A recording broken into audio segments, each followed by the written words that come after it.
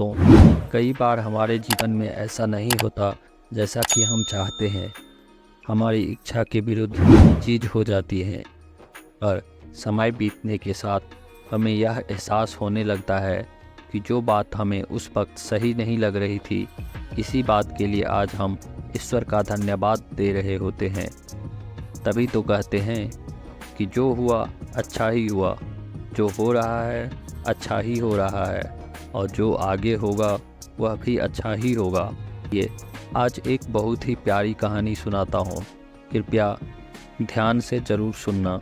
दोस्तों, एक राजा का विशाल फलों का बगीचा था।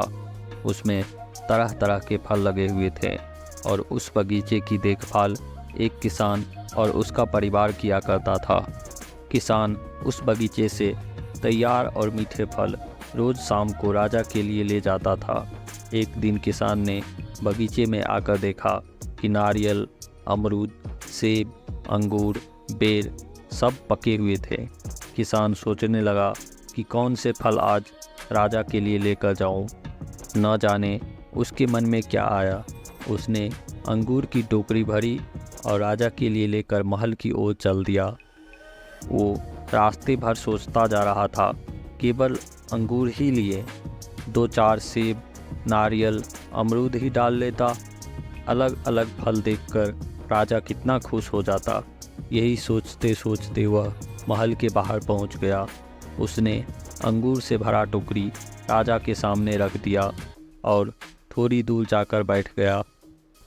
न जाने आज राजा किसी दूसरे ख्यालों में खोया हुआ था। शायद किसी बात से परेशान या नाराज था।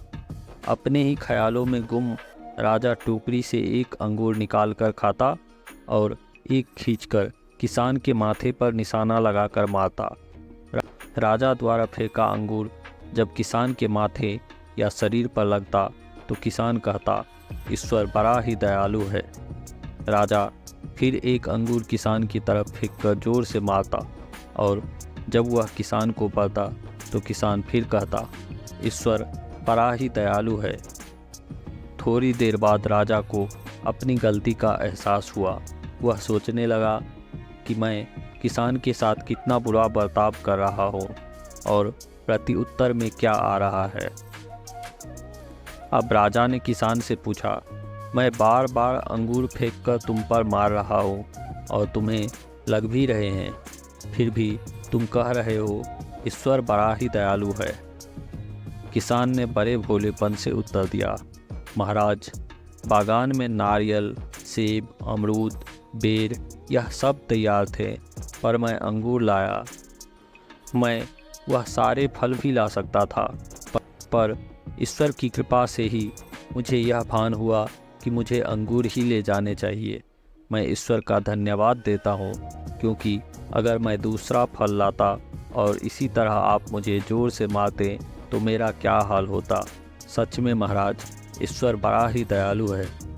दोस्तों, यदि जीवन में किसी मोड़ पर सही या आपके हिसाब से घटना घटित न हो तो धैर्य रखना, क्योंकि समय अपने राज समय आने के साथ ही खोलता है और उस समय हमारे मुंह से बस यही निकलता है कि जो हुआ अच्छा ही हुआ।